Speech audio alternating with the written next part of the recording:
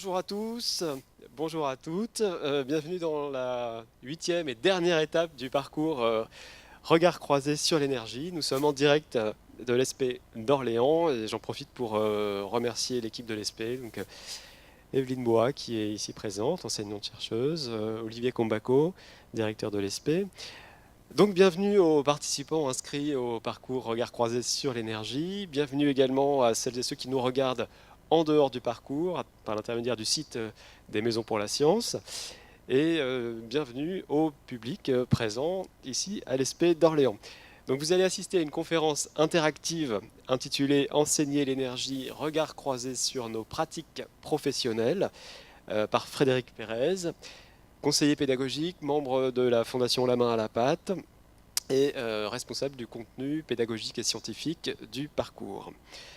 Cette conférence interactive va commencer par 40 minutes d'exposé pendant lesquelles vous allez pouvoir poser toutes vos questions ou faire toutes vos remarques sur le chat de Magister, donc à la page de l'étape 8, ou via Twitter, hashtag VLSEC pour vivre la science en classe. Voilà, il me reste à vous souhaiter une très bonne conférence et nous nous retrouvons juste après pour les questions.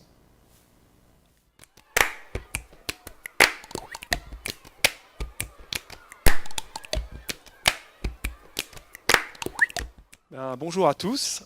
Je vais d'abord détailler les objectifs de cette conférence, qui sont de mettre en lumière certains aspects clés d'un enseignement des sciences fondé sur l'investigation, ou d'un ESFI, j'emploierai souvent cet acronyme, en s'appuyant notamment sur les témoignages d'enseignants recueillis lors du parcours Regard croisé sur l'énergie. Donc mon discours sera émaillé d'exemples, de comptes rendus faits par des enseignants au cours de ce parcours, aussi bien d'enseignants se situant au cycle 3, donc plutôt l'école primaire et la 6e, et d'enseignants se situant au cycle 4, donc le collège, 5e, 4e et 3e. Voici le plan de l'exposé. Donc on ira examiner certaines composantes importantes d'un ESFI, d'un enseignement des sciences fondé sur l'investigation, notamment les situations de départ, les modalités de travail, et puis les mises en commun. Ensuite, nous nous intéresserons aux compétences inhérentes à la démarche scientifique, et notamment la capacité des élèves à isoler un paramètre, à identifier un témoin et à effectuer des mesures. Et puis pour terminer, on aura un axe plutôt centré sur les gestes professionnels de l'enseignant dans ce type de pédagogie. Avant de commencer, quelques éléments de présentation pour vous dire que tout au long de mon discours, vous retrouverez ce type d'encart qui signale les extraits de compte rendu de séances en classe. Certains mots seront mis en exergue parce qu'ils seront surlignés, ce qu'on ne voit pas forcément très bien à l'écran, mais c'est pas grave, je commenterai. Et puis on a utilisé les points de suspension pour signaler qu'on n'avait pas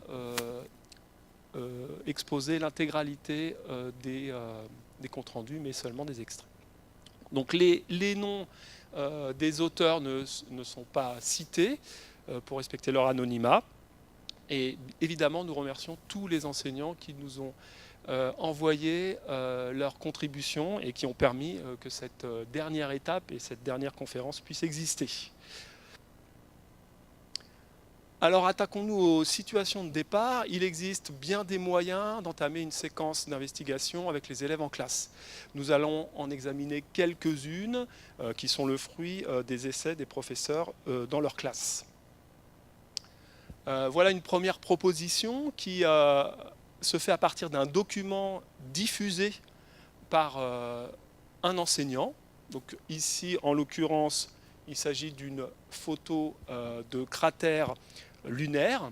À partir de cette photo projetée aux élèves, les élèves vont effectuer des observations d'où ils vont tirer des questions et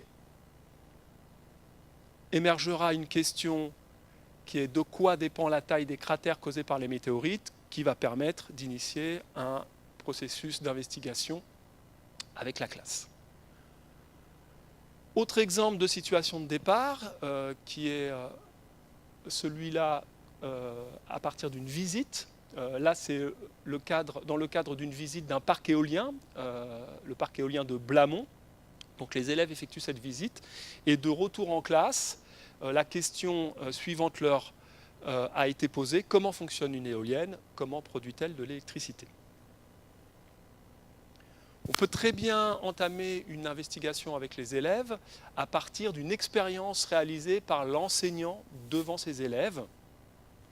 Là, dans ce témoignage, l'enseignant nous signale qu'il laisse tomber 2 billes de verre dans la semoule et qu'ensuite, il demande pourquoi les impacts sont de tailles différentes.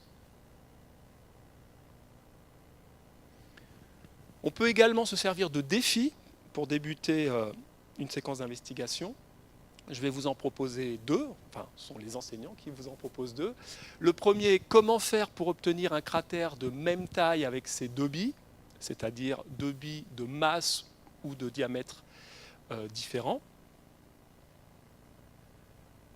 Un second défi qui est plus en prise avec la thématique de l'énergie dans l'habitat, qui est le suivant: trouver 3 solutions pour disposer 12 logements, 12 cubes en réalité, ayant chacun au moins une face en contact.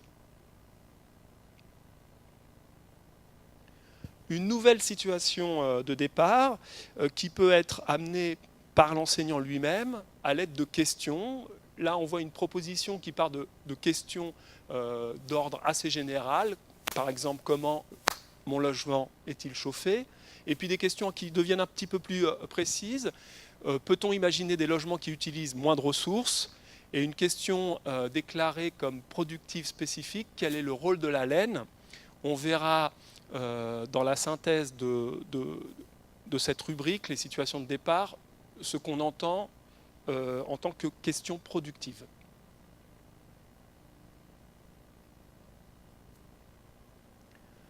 On peut très bien ancrer une séquence d'investigation dans un cadre interdisciplinaire. Là, le témoignage qui vous est proposé situe la séquence plutôt en géographie.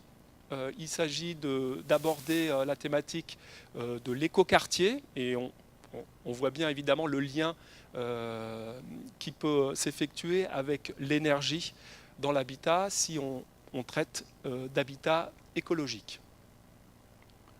Un second exemple de cet ancrage dans un cadre interdisciplinaire, à la croisée des sciences de la vie et de la terre et de la technologie, avec pour thématique centrale les abeilles. On voit bien qu'à partir des abeilles, on peut avoir toute une série de séances qui vont être menées soit en technologie, soit en sciences de la vie et de la terre.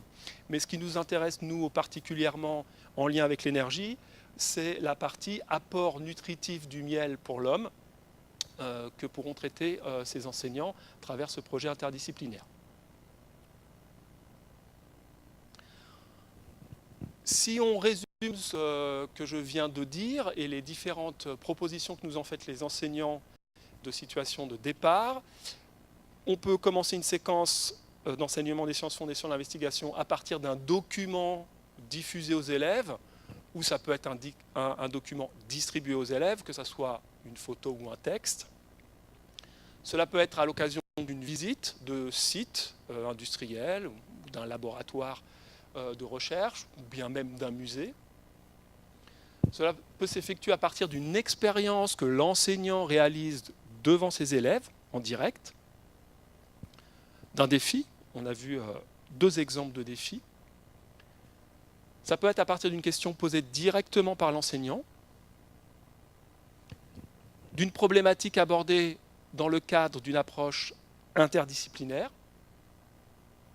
Ce qu'il faut garder à l'esprit, c'est que toutes ces situations de départ sont là pour conduire, pour faire émerger une question productive. Alors qu'est-ce qu'une question productive? C'est une question qui va permettre aux élèves de dérouler l'intégralité du processus d'investigation, de l'émission d'hypothèses en lien avec cette question productive, à l'élaboration de protocoles permettant de valider ou d'infirmer ces hypothèses, à la mise en œuvre de ces protocoles, à l'analyse des résultats des différentes expérimentations ou observations, et puis, en finale, à l'émergence de nouvelles connaissances scientifiques acquises tout au long de ce processus. Si j'avais à donner un conseil aux professeurs qui débutent dans ce type d'enseignement, ce serait le suivant. Il ne faut pas que les situations de départ constituent un obstacle à la mise en œuvre de séquences d'investigation en classe. Ce que je veux dire par là, c'est que si vous ne vous sentez pas familier avec les différentes situations de départ que nous avons présentées, rien ne vous empêche dans un premier temps de poser directement des questions aux élèves si vous savez qu'elles sont productives. L'important dans un premier temps, pour vous en tant qu'enseignant, c'est de vous familiariser avec vos élèves à l'intégralité du processus d'investigation. Et dans un second temps, avec l'expérience, vous pourrez bien évidemment, si vous vous sentez plus à l'aise, revenir vers des situations de départ plus élaborées. Donc ne soyez pas bloqués par ces situations de départ. Si c'est le cas, n'hésitez pas à poser des questions directement que vous savez fécondes pour le déroulement de ce type de séquence. Alors, examinons maintenant les modalités de travail que, qu'en tant qu'enseignant, vous nous avez proposées dans vos comptes rendus pour mener cet enseignement des sciences fondé sur l'investigation. Alors nous allons reprendre un exemple que nous avons déjà vu dans les situations de départ, en lien avec la thématique cratères et météorites. Donc on a une première situation de départ qui est le fait de projeter un document aux élèves. Donc là, au niveau de la phase de l'investigation, on est dans la situation de départ et la modalité de travail s'effectue en classe entière. Ensuite, on a un moment où les élèves formulent des hypothèses et pour cela, ils travaillent en groupe de 2 ou 3 élèves. Et puis, ces hypothèses sont ensuite discutées en classe entière. Cela donne l'occasion d'effectuer un travail pour retenir quelques-unes de ces hypothèses. Donc là, on est dans un moment de formulation d'hypothèses et vous voyez que pour ce moment, on a 2 modalités de travail différentes, un travail de petits groupes d'élèves et un travail en classe entière. On poursuit le déroulé que nous propose cet enseignant, qui nous dit qu'ensuite les élèves ont dû réfléchir aux manipulations à réaliser pour valider les hypothèses. Donc là, on est dans la partie rédaction des protocoles expérimentaux et les élèves repartent en petits groupes.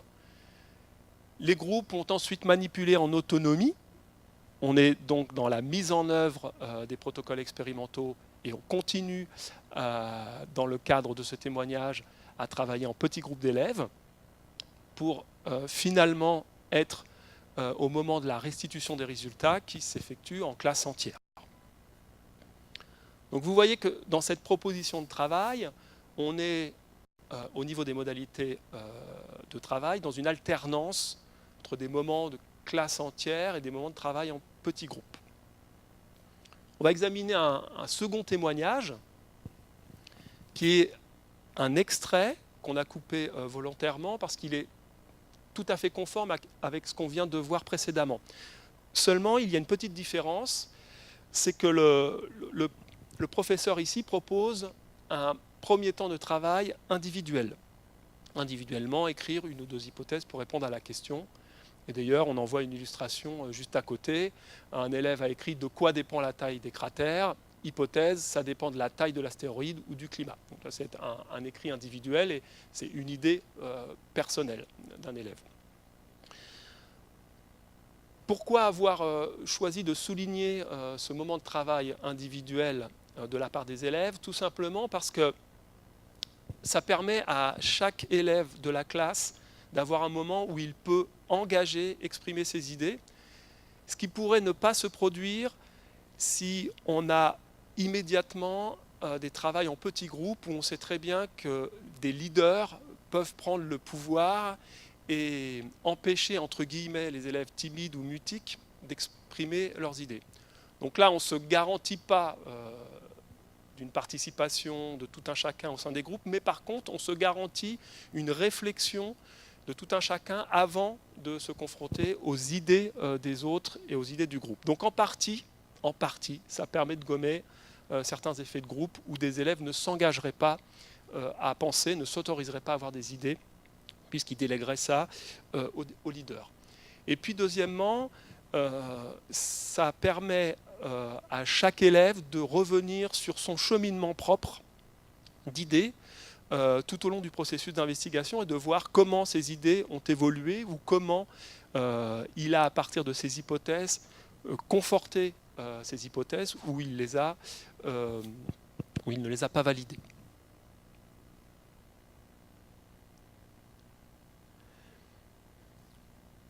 Alors, un enseignement des sciences fondé sur l'investigation se caractérise notamment par le fait que les élèves sont acteurs de leur apprentissage. C'est-à-dire qu'ils prennent parti, c'est eux qui conduisent une grande partie de l'investigation qui leur est proposée.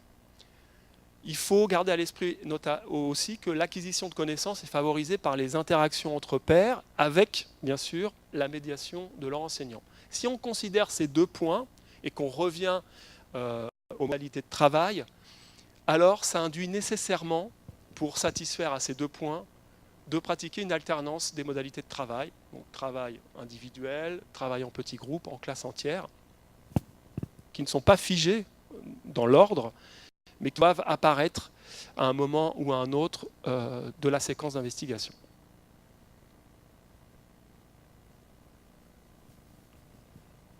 On va maintenant se tourner vers les mises en commun des travaux.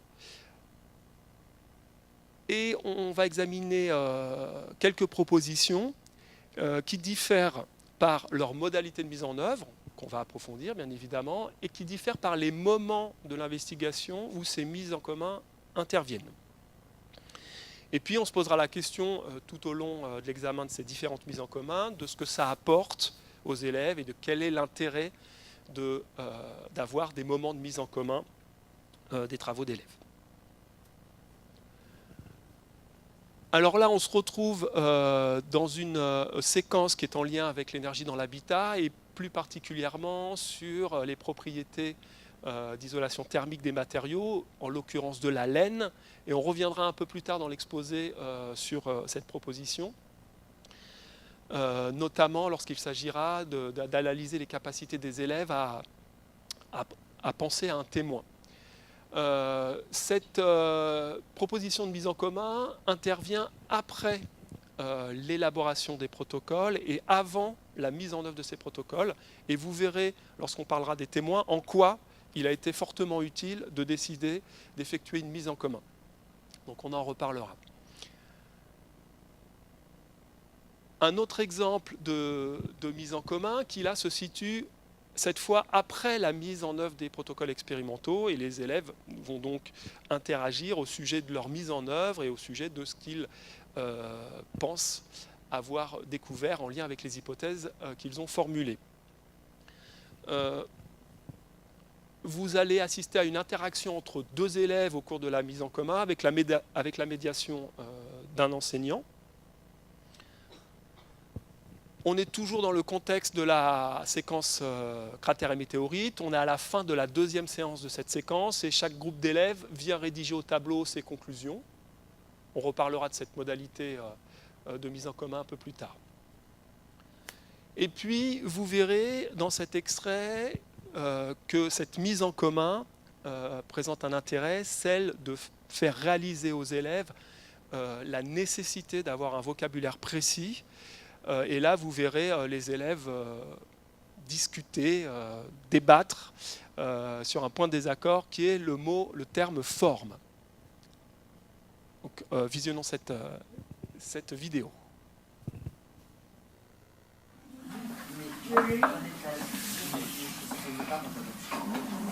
Sur sa phrase, il a mis le diamètre d'un cratère dépend de la forme. Mais comment on peut avoir la forme si on n'a pas le diamètre? Précise de quelle forme toi tu parles et lui va peut-être préciser de quelle forme il parle. Non mais il a dit que le diamètre d'un cratère il dépend de la forme.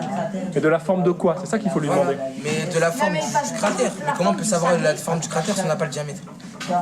C'est bon Marvin, vous savez pas. Marvin, il faut répondre. En fait, Brandon te demande Lui, il dit le diamètre d'un cratère dépend de la forme. Et lui, il pense que tu es en train d'écrire le diamètre d'un cratère dépend de la forme du cratère. Ah mais non, c'est pas de la forme que je parlais, c'est la forme de la météorite.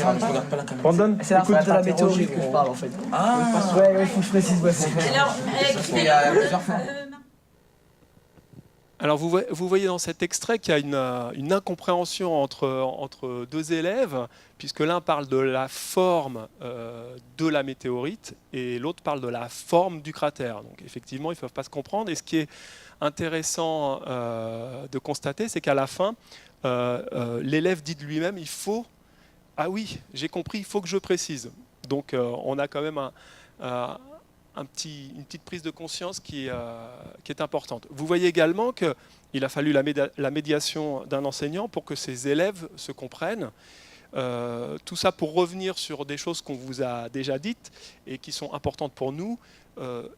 L'enseignement des sciences fondé sur l'investigation, dans nos principes, a vraiment besoin du guidage et de la médiation d'un enseignant, c'est-à-dire que les élèves ne sont pas en mesure d'apprendre tout seuls, mais ils ont besoin de quelqu'un qui les aide à cheminer, évidemment. On va s'intéresser à une nouvelle mise en commun qui intervient à un autre moment, c'est-à-dire qui intervient en début de séance pour permettre aux élèves de remobiliser ce qu'ils ont fait à la séance précédente. Donc vous allez assister à deux moments qui sont un petit peu distincts. D'abord l'interaction entre deux élèves et le professeur, qui se situe avant ce début de séance et qui fait partie du travail des groupes qui a été mené la séance précédente. Et puis vous assisterez au début de cette séance. On est toujours dans le même contexte, cratère et météorite, et là vous avez deux moments distincts mais qui sont montés l'un à la suite de l'autre, fin de la première séance et début de la seconde. Et si on parle de l'utilité de cette mise en commun, on ira plus particulièrement examiner encore un fait de vocabulaire et la différence entre lancer et lâcher que vous percevrez dans les différentes interactions que vous allez visionner. Quand est-ce que j'aurai un diamètre plus grand? Si on la lance de plus haut. Si on la lâche de plus haut. Donc si on fait quoi? Si on augmente Si quoi? on augmente la hauteur. Voilà. D'accord. Travail que nous avons effectué la semaine dernière, que nous n'avions pas terminé. Alors, allez-y. Brandon? On a essayé de calculer le diamètre et la profondeur d'un cratère de la distance dont on l'a lancé. Si on l'a lancé de 40 cm, on pensait que ça allait faire un cratère plus gros et plus profond. Mais si on le lançait plus proche du sol, ça faisait plus petit et plus profond. Et après test, on a vu que c'était vrai.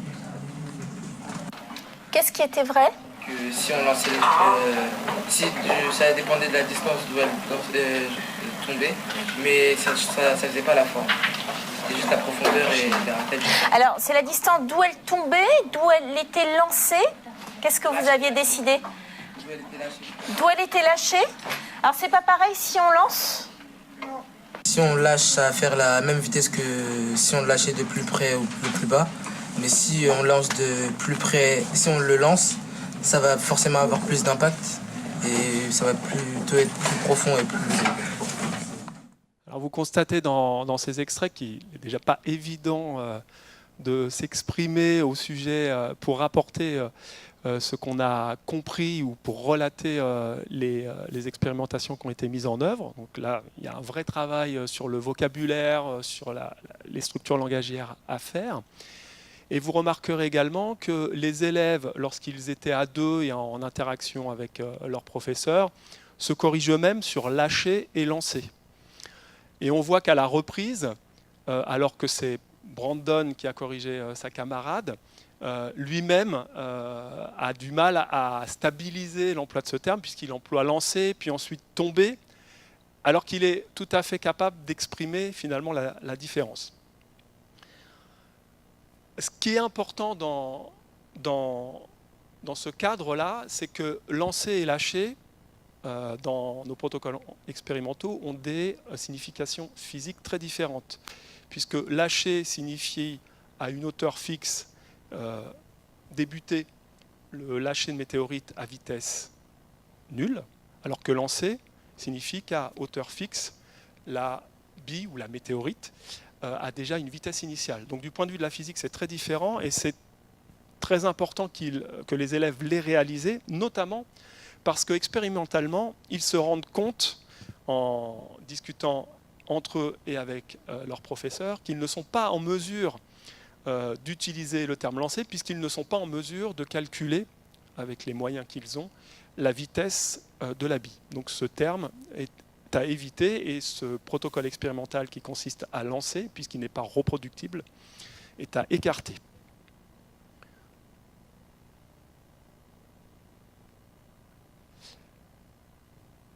Alors si on revient sur un point de vue plus général concernant les mises en commun, il n'y a pas de moment spécifique où il faut mettre des mises en commun, pas de moment spécifique lié aux grandes phases de l'investigation. Ces moments sont laissés à la discrétion de l'enseignant. C'est à lui de choisir les moments opportuns de ces mises en commun. On verra tout à l'heure l'exemple qui concerne les témoins. Et d'effectuer ces mises en commun parce que ces mises en commun lui semblent nécessaires pour la progression des idées ou de la compréhension scientifique de ce que sont en train de faire les élèves. On a vu quelques exemples de moments de mise en commun qui différaient, donc après la rédaction de protocoles expérimentaux, après la mise en œuvre des protocoles expérimentaux, et puis au début d'une séance pour remobiliser ce qui avait été fait les séances précédentes. Les mises en commun poursuivent en général plusieurs objectifs. Un des objectifs poursuivis par les mises en commun est de permettre aux élèves de confronter les idées différentes qu'ils ont au sujet des hypothèses, des protocoles mis en œuvre expérimentalement. S'il y a confrontation d'idées, il va falloir que les élèves apprennent petit à petit à organiser ces idées au cours de débats argumentés. Donc les mises en commun sont aussi là pour permettre aux élèves d'acquérir ce type de compétences et d'être capables d'argumenter petit à petit sur des bases scientifiques leur dire. Les objectifs des mises en commun sont aussi là pour préciser le vocabulaire utilisé. C'est très important, on l'a constaté à 2 reprises dans les vidéos qui ont été projetées. Et d'ailleurs, si on revient sur le cas de la séquence cratères et météorites, et qu'on examine la question de départ, de quoi la taille des cratères dépend-elle, on s'aperçoit que délibérément, le terme « la taille » des cratères est employé. Et donc on comprend bien qu'il va falloir user de mise en commun pour se mettre d'accord sur la précision de ce qu'est la taille des cratères et que les élèves précisent quelle grandeur ils vont mesurer concernant ces cratères. Est-ce qu'ils vont mesurer le diamètre? Est-ce qu'ils vont mesurer la profondeur, etc. Quelle est la forme réelle de ce cratère? Est-ce que c'est une demi-sphère? Est-ce que c'est... Voilà, etc. Les mises en commun permettent aussi de préciser certaines compétences expérimentales utilisées au cours des investigations. Là, en l'occurrence, pour cratères et météorites, ça pourrait être la capacité des élèves à mesurer un diamètre de cratère avec un compas et à le reporter correctement sur une règle.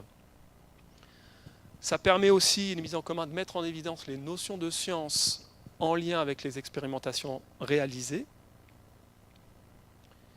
Et puis, les mises en commun permettent de se situer par rapport à l'ensemble du processus d'investigation et permet aux élèves de comprendre ce qu'ils ont déjà fait précédemment et ce qu'il leur reste à faire pour terminer leur investigation. Donc ça permet de projeter la suite du travail, le cas échéant, si on est en cours d'investigation. Alors au cours de notre parcours, on a abordé, sur la base de vidéos de classe, différentes modalités de mise en commun. Elles peuvent être variables, elles font appel à de nombreux supports. On va en observer 2 qui nous ont été proposés par des enseignants au cours de leur mise en œuvre. Je vous laisse regarder la première et puis on en discute juste après.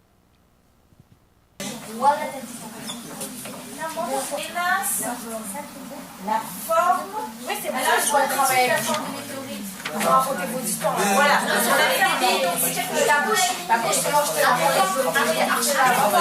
Alors c'est Ilia, et c'est quoi ces 3 critères? Donc là, on voit une enseignante qui procède de manière assez simple, c'est-à-dire qu'elle convoque un responsable de groupe qui vient rédiger au tableau directement le résultat des expérimentations qui ont été faites. La seconde proposition qu'on va visionner, que je commenterai après. Pour répondre à cette problématique, à l'aide d'une expérience, nous avions à notre disposition 2 balles de ping-pong, une remplie d'eau de masse de 35 grammes et une vide de 2,7 grammes, une règle, une équerre, un grand bac et un petit bac rempli de farine. Notre première hypothèse est la suivante. La taille du cratère est liée à la masse de la météorite. Pour vérifier cela, nous avons pris une balle de ping-pong remplie d'eau que nous avons lâchée à 15 cm au-dessus du bac de farine. Puis nous avons retiré délicatement la balle pour mesurer la taille du cratère formé. Le résultat obtenu pour le cratère avec la balle de ping-pong avec eau est 4 cm de diamètre et 1,5 cm de profondeur. Nous avons réalisé la même expérience avec la balle de ping-pong sans eau. Les résultats obtenus sont 2,5 cm de diamètre et 0,6 cm de profondeur. Notre hypothèse est vérifiée. La taille du cratère est liée à la masse de la météorite. Plus la météorite est lourde, plus le cratère est gros. Alors vous voyez dans cet exemple que l'enseignante demande en fait aux élèves de produire un support particulier, c'est-à-dire une vidéo commentée à base de diaporamas. C'est évidemment un travail qui est un petit peu transversal puisqu'il y a l'utilisation des TIS qui rentrent dans ce type de compétences, mais c'est un support dont elle va se servir ensuite pour pratiquer une mise en commun. Gardez à l'esprit que ce qu'on vous propose là n'est pas modélisant, mais ce sont juste des exemples qui peuvent vous donner des idées nouvelles de mise en œuvre, de mise en commun.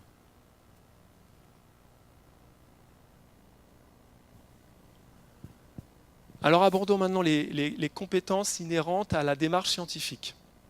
Isoler un paramètre, identifier un témoin, effectuer des mesures. Gardez à l'esprit que ce type de compétences sont longues à acquérir, qu'elles ne sont pas forcément naturelles. Il faut un petit peu combattre son intuition pour arriver à les acquérir toutes. Donc c'est un travail de longue haleine, sur le long terme, et que les élèves doivent se frotter à ce type de compétences plusieurs fois dans l'année et plusieurs fois dans leur scolarité. Ça corrobore d'ailleurs vos remontées au sujet de vos expérimentations en classe, puisque vous avez été nombreux à nous signaler que la capacité à isoler un paramètre, c'est-à-dire la capacité des élèves à mettre en œuvre une expérimentation au cours de laquelle un seul paramètre varie, est difficile. Par contre, je ne vais pas passer tout de suite, par contre, on voit dans ce témoignage de professeurs un accompagnement possible et une évolution donc, des compétences des élèves qui peut être faite grâce à cet accompagnement. Donc, ce professeur nous signale que certains groupes avaient décidé de prendre différentes billes en verre de diamètres différents et de plus de lâcher les billes d'une hauteur différente. Donc on voit bien que les élèves là proposent de faire varier 2 paramètres, c'est-à-dire la hauteur de lâcher, mais également la masse ou le diamètre de la bille, selon ce qu'ils considèrent. Et l'enseignant nous signale qu'il a fallu en discuter avec ces groupes pour obtenir la variation d'un seul paramètre et en l'occurrence ici plus spécifiquement conserver un lâcher à hauteur différente. Et on s'aperçoit dans les comptes rendus d'expérience des élèves de cette classe que cette compétence est réellement mise en œuvre. Là, sur ce schéma, on observe que les élèves finalement fixent la hauteur et font varier uniquement la masse ou le diamètre de la bille. Et on a un second exemple, qui est celui-là, où les élèves fixent la bille, c'est-à-dire qu'on a une bille qui est commune, même masse, même diamètre, et par contre, là, pour le coup, font varier la hauteur. Un deuxième exemple concernant la capacité à isoler un paramètre, où cet enseignant nous dit qu'il était difficile de faire comprendre à ses élèves que si on fait varier la vitesse, il ne faut pas changer la bille. Donc on est dans le même genre de difficulté que nous venons d'aborder avec l'exemple précédent. Alors l'identification d'un témoin. On va revenir pour ça à une situation qu'on a déjà rencontrée tout à l'heure au sujet des mises en commun. Un petit élément de contexte, enfin des petits éléments de contexte, il s'agit de la thématique de l'énergie dans l'habitat et des propriétés isolantes thermiques des matériaux et plus spécifiquement du rôle de la laine. Quel rôle joue la laine? Donc, je vais vous décrire un petit peu les protocoles qui sont proposés. On va travailler à partir de 2 protocoles expérimentaux proposés par 2 groupes différents dans la même classe. Donc le premier groupe propose ce protocole-là avec pour hypothèse que la laine chauffe. Il propose donc d'utiliser 2 thermomètres. Un thermomètre qui est posé sur une table et l'autre qui est posé sur la même table mais entouré d'un morceau de laine. Et ils effectuent des relevés réguliers pour constater qu'il n'y a pas ou peu de différence entre les 2 thermomètres, mais ça c'est une autre histoire. Le deuxième groupe a une hypothèse différente, qui est celle que la laine aurait pour fonction, pour propriété de garder la fraîcheur. Donc il propose dans un premier temps ce dispositif expérimental qui est de prendre un verre, d'y verser de l'eau fraîche, ça c'est à préciser, qu'est-ce que de l'eau fraîche, mais c'est une autre histoire, et de mettre un thermomètre dans ce verre, et d'entourer ce verre de laine. Et l'enseignante nous précise, le verre témoin n'est pas présent, le dispositif témoin n'est pas présent dans la première rédaction des protocoles de ce groupe-là. Et il apparaît néanmoins dans une seconde production parce qu'il y a une mise en commun au niveau de la rédaction des protocoles avec les autres groupes, et notamment le premier groupe ayant utilisé un témoin, les autres groupes, après discussion, ont compris l'intérêt de positionner ce témoin, et donc les élèves proposent comme dispositif témoin un verre rempli d'un même volume d'eau à même température que celle entourée de laine avec un thermomètre. Donc on voit bien dans les 2 cas que les témoins diffèrent. Ici, il s'agit uniquement d'un thermomètre, alors que là, on a un dispositif avec un verre, de l'eau et un thermomètre. Mais dans les 2 cas, ces témoins sont indispensables, puisque là, on se situe dans le cadre, pour les 2 expérimentations, d'une expérimentation qui ne fait varier qu'un paramètre, et ce paramètre, c'est la présence de la laine. Donc on ne peut pas se passer d'un témoin pour valider ou invalider les hypothèses des élèves. Donc si on revient à l'utilité de la mise en commun faite à ce moment-là, on se rend compte qu'elle peut être menée par l'enseignant délibérément pour lever le problème qui était apparu dans la majorité des groupes, alors que dans un groupe, ce problème n'existait pas. Et donc la mise en commun a eu pour incidence d'infléchir la rédaction des protocoles des groupes qui n'avaient pas mis de témoins. Alors passons à la compétence qui est en lien avec les mesures, effectuer des mesures. Alors, un témoignage d'enseignante qui concerne le défi dont on a déjà parlé, c'est-à-dire être capable de produire un cratère de même diamètre avec 2 billes différentes. Donc, je vais vous faire un peu de lecture, parce que ce témoignage nous servira quand on ira examiner les gestes professionnels de l'enseignante. Donc voilà la situation. L'enseignante entame son interaction avec ses élèves par la phrase suivante. « Montrez-moi comment vous faites pour essayer de vaincre ce défi. »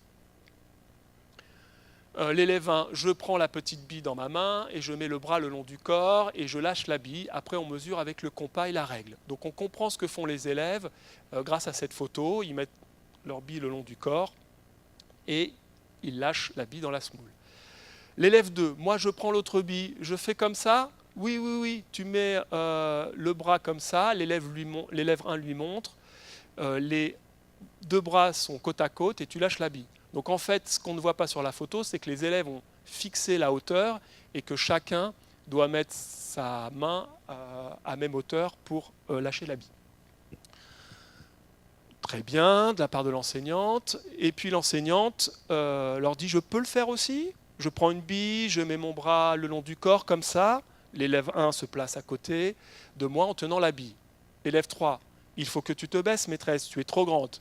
Donc là, on comprend qu'il y a un problème de hauteur de bras puisque les élèves veulent fixer la hauteur et que l'enseignante est plus grande qu'eux. Et l'enseignante de dire « ce n'est pas pratique, que pourrait-on faire pour être sûr de la distance ?» L'élève 3, on pourrait prendre une règle, mais la grande règle de la classe, on peut aller la chercher. Et on a coupé, mais l'enseignante répond « évidemment, c'est une bonne idée, les élèves font les mesures. » Donc si on examine cette interaction au crible de la capacité à effectuer des mesures, on s'aperçoit que les élèves qui sont des élèves de premier degré là, ont une approche complètement qualitative de mesure de la hauteur. Et que l'interaction avec l'enseignante leur permet de passer à une approche quantitative, puisqu'ils réalisent qu'effectivement, ce qu'ils font est difficilement reproductible, alors que si on quantifie avec un instrument de mesure qui va être la règle, là, ça aura des effets qui seront meilleurs. Autre témoignage qui concerne là des élèves de cycle 4, donc des élèves de collège. Donc on va examiner plutôt la colonne qui concerne action ou parole des élèves. Uniquement certaines de leurs réflexions. On va commencer par on fait varier la hauteur de quoi? Donc c'est une question qu'ils posent à leur enseignante, 1 cm, 2 cm. Là, on touche à une question fondamentale en lien avec la mise en œuvre de protocoles expérimentaux.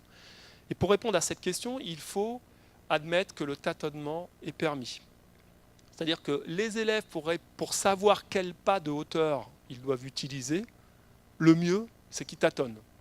Donc ils peuvent essayer des pas de 1 cm, ils peuvent faire 5 lancers, après des pas de 5 cm, des pas de 10 cm, et voir en fonction des diamètres de cratères obtenus et en lien avec leur hypothèse, quel est le pas le plus pertinent à choisir. Donc n'oublions pas qu'il est important que les élèves prévoient les effets des expérimentations qu'ils vont mettre en œuvre, mais il est aussi permis au cours de ces mises en œuvre d'avoir des moments de tâtonnement. Et ces moments de tâtonnement répondraient à ce type de questions. Pareil, est-ce qu'on peut considérer que ma bille de 11 grammes et de 12 grammes, enfin que ma bille de 11 grammes et que ma bille de 12 grammes ont la même masse? Dans l'absolu, bien sûr que non. Mais là encore, on peut s'en remettre au tâtonnement pour voir si cette variation de 1 gramme a une réelle incidence et mesurable sur la mesure du diamètre du cratère. Donc là aussi, des essais et un tâtonnement est possible. Ensuite, une nouvelle question. On mesure avec quelle marge, madame? Si on se trompe à 1 cm près, c'est grave.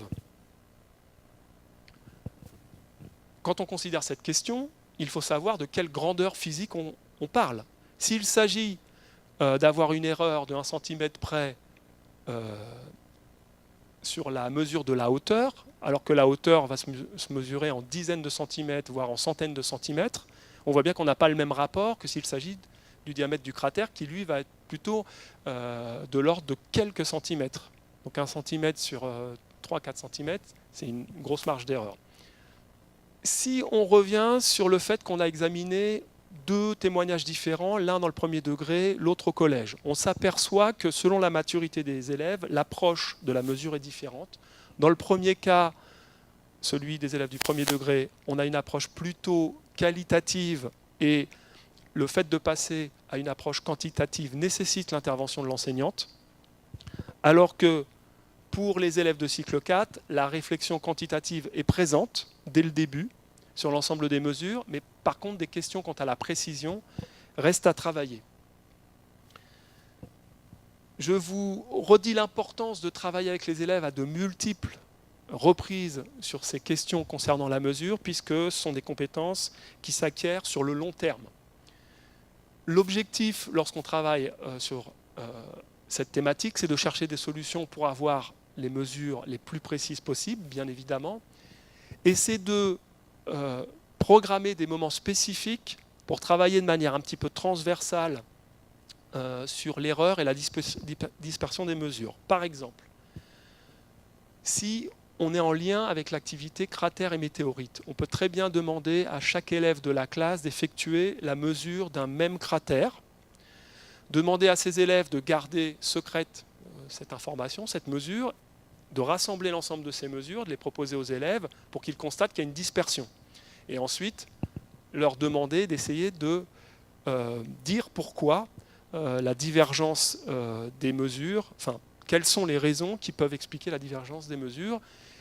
Et évidemment, il y a de multiples réponses, puisque cette divergence peut provenir de l'instrument de mesure utilisé. On peut utiliser une règle, un compas, un fil, etc. De sa précision, ça dépend. Par exemple, si on prend une règle, si on a des graduations en centimètres, en millimètres, etc., ça peut venir d'une erreur de lecture, donc de l'expérimentateur lui-même, et de la mesure elle-même. Si on prend l'exemple des cratères, il y a de nombreuses erreurs de mesure elles-mêmes qui peuvent arriver, c'est-à-dire que est-ce que les élèves ont mesuré bord à bord? Est-ce que d'autres ont mesuré à l'intérieur du cratère, à l'extérieur? Est-ce que certains ont enlevé la bille ou non? Si on enlève la bille, il y a un effondrement du cratère, ça change son diamètre. Est-ce qu'il y a une mauvaise manipulation au niveau de la manipulation du compas lorsque les élèves ont repositionné le compas sur la règle? Est-ce qu'ils ont changé l'écartement? Etc. Ça va me permettre de faire quand même un petit point sur les gestes professionnels et de revenir sur une interaction qu'on a déjà détaillée, que je vous ai déjà lue. Donc je vais pas refaire la lecture, mais par contre on va s'intéresser à l'action et aux paroles de l'enseignant. Pour voir que dans sa première intervention, montrez-moi comment vous faites pour essayer de vaincre ce défi. Là, on est dans une proposition assez ouverte, c'est une question ouverte qui est faite aux élèves et qui leur permet de montrer ce qu'ils ont réellement réalisé. La deuxième intervention, très bien, c'est un très bien d'encouragement. D'accord, je vous écoute, continuez, ça m'intéresse. Et dès qu'on arrive à la troisième interaction, faite de la part de l'enseignant, je peux le faire aussi, je prends une bille, je mets mon bras le long du corps comme ça. Là, à partir de ce moment, on comprend par cette intervention que l'enseignante a analysé la difficulté des élèves à passer à une quantification de la hauteur. Et donc, elle réagit dans ce sens-là, c'est-à-dire qu'elle ne leur dit pas, elle ne leur signifie pas directement où est la difficulté, mais elle se propose en fait d'entrer dans leur groupe et de participer à leurs mesures en suivant leurs recommandations. Donc elle continue, je me baisse plus ou moins comme ça, et les élèves commencent à s'apercevoir qu'il y a une difficulté à avoir une précision. Et c'est à ce moment-là qu'elle leur signifie que ce qu'ils sont en train de faire n'est pas pratique, et elle les sollicite pour savoir ce qu'ils pourraient faire. Que pourrait-on faire pour être sûr de la distance? Donc en résumé, ce qui est intéressant dans cette interaction, bon, j'ai plus de pointeur, mais ce n'est pas très grave, c'est de constater que l'enseignante, elle ne signifie pas directement où est le problème à ses élèves, mais par ses attitudes, elle leur permet d'en prendre conscience, ce qui est bien plus puissant évidemment, puisqu'ils le réalisent eux-mêmes et qui s'approprient tout ce que revêt cette quantification de la mesure. Et puis, ça nous permet aussi de souligner l'importance pour le professeur de circuler dans les groupes au moment où les élèves travaillent. Parce que, premièrement, comme vous l'avez vu dans cet exemple, le professeur interagit avec ses élèves et, par ces interactions, lève certaines difficultés. Et puis, deuxièmement, ça lui permet de prendre des informations sur la compréhension qu'ont ses élèves de l'investigation qui est en cours, et ça lui permet d'envisager la suite de la séance et notamment de repérer les supports qui vont être propices à des interactions fécondes lors des mises en commun. Et puis je vous remercie de votre attention et nous allons maintenant passer un moment de réponse aux questions que vous avez posées.